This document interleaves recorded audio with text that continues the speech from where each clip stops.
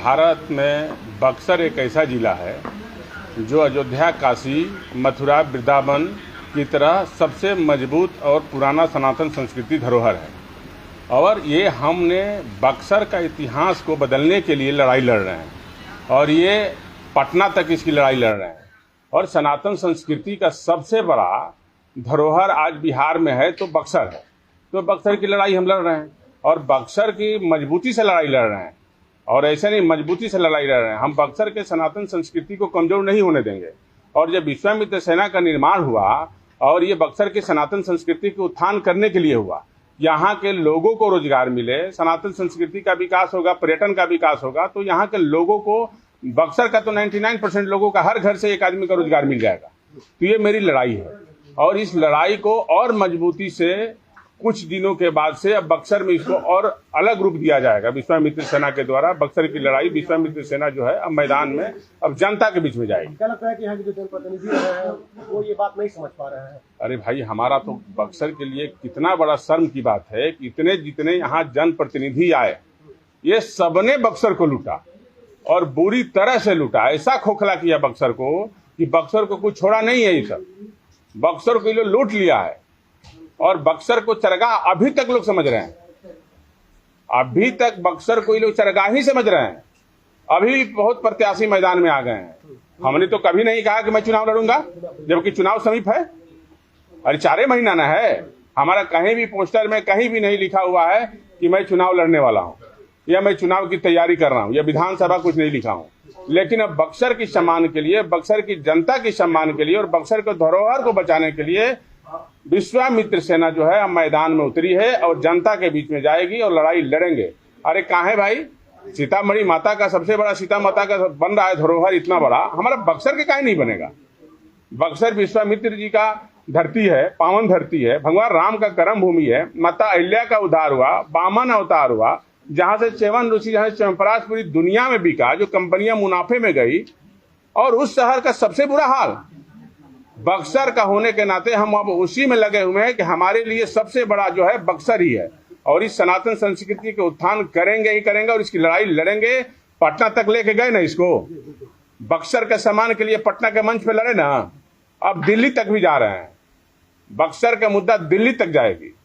तो बक्सर अब पीछे नहीं है। आज बक्सर को पूरा देश में लोग जान गया ना कि बक्सर की क्या धरती है, बक्सर के सनातन संस्कृति का इतिहास क्या है, पूरा देश में जान गया ना। हम सबकी बात कर रहे हैं, हम किसी एक की बात नहीं कर रहे हैं। हर घर का रोजगार की बात कर रहे हैं, हर व्यक्ति के रोजगार की बात कर रहे हैं, बेहतर स्वास्थ्य सुविधा की बात कर रहे हैं। यदि पर्यटन का विकास होगा बक्सर में तो 100% यहाँ शिक्षा का व्यवस्था बदलेगा, स्वास्थ्य का व्यवस्था बदलेगा। यहाँ जहाज भी, यहाँ भी उतरेगी प्लेन, हवाई जहाज, हर जगह एयरपोर्ट बन गया। बक्सर का काहे नहीं कोई एयरपोर्ट दिया? काहे नहीं दिया? कोनो नेता उठाया? कोनो एक नेता उठाया कि बक्सर में भी एयरपोर्ट बनना चाहिए? सनातन संस्कृति का सबसे बड़ा धरोहर है, पर्यटन का बिहार का सबसे बड़ा धरोहर है। कोई उठाया? गंगा के किनारे बसने वाला सबसे सुंदर शहर है बक्सर, अब पुराना है, जहां वेद का निर्माण हुआ। कोई बोला? काहे नहीं बोला? काहे से कि वो आपका घर का बेटा नहीं था, आपका परिवार का नहीं था, आपका बक्सर का नहीं था, उसको नहीं बोलना था, उसको चुनाव लड़ने आना था। चुनाव लड़ने के बाद जहां कहे वहां का विकास करना था। क्या लगता है कैसे लोग होने चाहिए प्रतिनिधि? प्रतिनिधि वो होना चाहिए जो बक्सर के लिए जीता हो, बक्सर के दिल में उसके लिए कुछ करने का जुनून हो, जो बक्सर के लिए कुछ कर गुजरे, जो बक्सर के लिए दर्द हो, जो दिन दिन रात बक्सर के लिए घूमे, कमाने के लिए नहीं घूमे। अभी तो जितने लोग घूम रहे हैं सभी लोग बक्सर के प्रति अपना जो है संवेदना व्यक्त कर रहे हैं। जितना लोग घूम रहे हैं वो अच्छी बात है, बक्सर की संवेदना की बात कर रहे हैं, बक्सर का विकास के लिए। बक्सर की आवाज बुलंद करिए। बक्सर की लड़ाई लड़नी है आपको तो बक्सर का आवाज बुलंद करिए। अब बक्सर की सनातन संस्कृति की बात जब से विश्वामित्र सेना छड़ी तब तक बिहार में सनातन की बात होने लगी। आप लोगों ने देखा कि बिहार में जो नेता सनातन की बात नहीं करते थे वो भी मंच पे बिहार लेवल में विश्वामित्र सेना जो है सनातन की बात कराने लगी लोगों को। मजबूर हो गए लोग बात करने का सनातन का। और यहाँ तो लड़ाई बस केवल इसलिए है कि यहाँ की लड़ाई बस सबसे कमजोर करने की है, बक्सर को कमजोर करने की है। अरे विधायक बनना बड़ी बात क्या है? विधायक, जितना विधायक में लोग खर्चा करेंगे कि उतना, उससे ज्यादा तो हमने विश्वामित्र सेना को संगठन में, अपने लोगों के बीच में, गांव के बीच में, बच्चों को पढ़ाने में उतना तो हम मदद कर रहे हैं। चुनाव में तो हमको तो बक्सर का प्रेम है ना, हम बक्सर के हैं ना, तो हम चाहते हैं कि बक्सर का इतिहास बदले। कहे कि हमने ठोकर खाया है, बिहारी होने के नाते और बक्सर के होने के नाते हमने ठोकर खाया है, हमने उस दर्द को झेला है, उसको हमने समझा है कि बिहारी की क्या स्थिति है बाहर, हम इसको समझे हैं।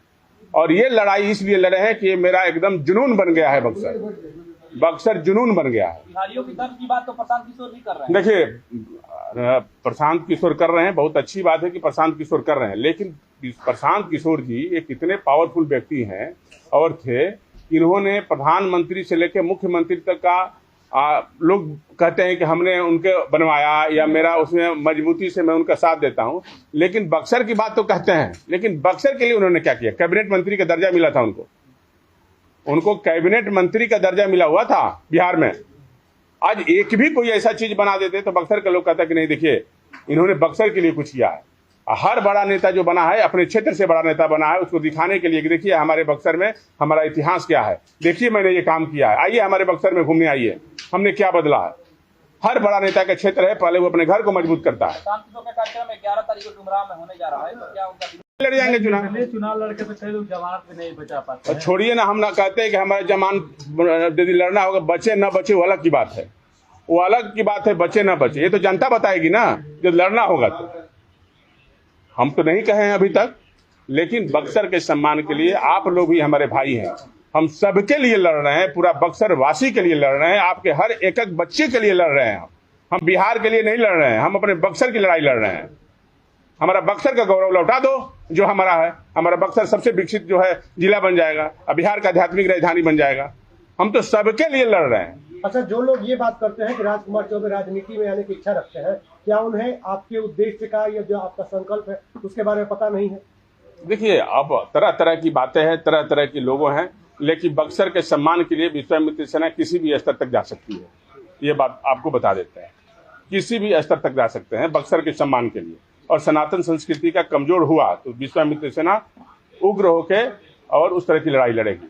कुमार जी, सवाल ये है कि क्या इसके पहले सनातन गुमनाम था क्या? हाँ, गुमनाम था, कौन नहीं कहता है गुमनाम था। यहाँ कोई सनातन का बात करता था?